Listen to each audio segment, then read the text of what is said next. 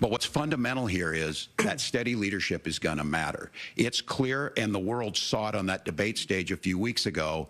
A nearly 80-year-old Donald Trump talking about crowd sizes is not what we need in this moment. We have to remember that as much as Governor Walz just accused Donald Trump of being an agent of chaos, Donald Trump actually delivered stability in the world, and he did it by establishing effective deterrence. Well, if you watched last night's vice presidential debate, you saw that the focus wasn't as much on attacking each other as it was defending the top of the party's ticket. Thankfully for us, it was heavy on policy and for the most part civil. Joining us live to break it all down is political analyst Tom Serafin and former chair of the Illinois Republican Party, Pat Brady. Gentlemen, thank you for coming in. Good to be here. Okay, so Tom, I want to start with you. Which candidate do you think made a stronger impression on voters? Well, it was Senator Vance. He obviously, he surprised a lot of folks, and I thought he did very well in the CNN poll and the CBS poll afterwards. He won marginally with voters that were watching that debate.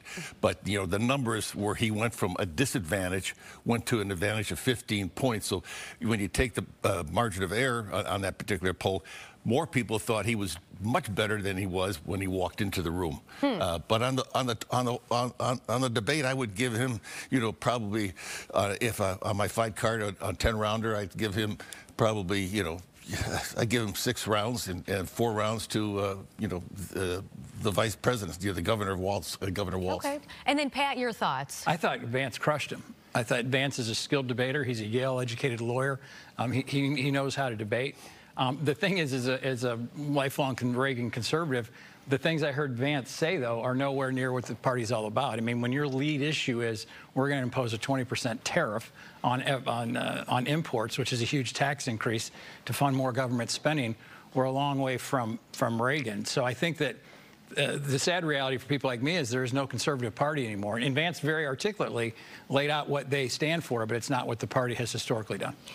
Tom, was there one particular issue that you think each candidate did better on? Well, go ahead. Well, Governor Walz started off slow, but he picked up steam, and all the way through he picked up more energy. Towards the end, I thought he did a nice job, especially when he asked the senator about who won the last election to Donald Trump. I thought that's where he scored his highest points. I also thought when he mentioned Matthew 2540, there are a lot of people out there that don't equate the Democratic Party with religion and organized religion. I thought that was an important piece. Remember, this is all about the independents.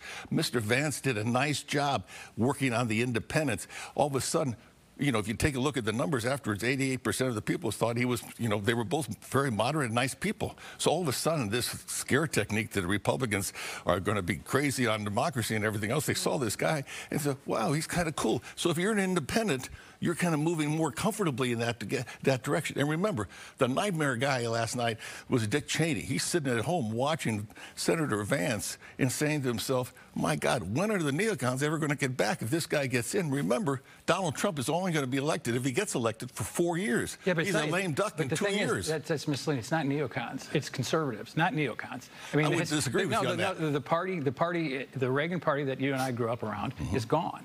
The Lincoln Party is gone. And the last question, I do believe Governor Walz did the best. When you've got the vice president of the major party, Republican conservative movement, still denying the election results. The second tenet of conservatism is adhere to the Constitution and the rule of law. When you're not willing to do that. But he didn't deny it last night. No, he did not answer. How can you not answer? He did not answer the question because that falls into the trap and becomes a commercial. No, why would you do that? You wouldn't do it on the debate with me. No, yeah, I would do it with you. No, you wouldn't do it because you want to win the election. When you will not acknowledge that Joe Biden's the president and you're still pushing this election denier nonsense, which they all know is nonsense, you are doing a disservice to the country, you're ignoring the Constitution, and you're ignoring the law. I don't care what you're extrapolating that. Now, if extrapolating, what? I'm the campaign manager. He lost the election, period.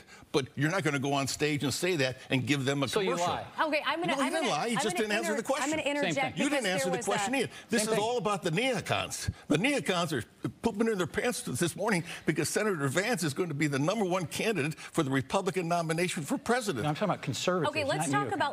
I want to switch gears here because I have another soundbite I want to get to.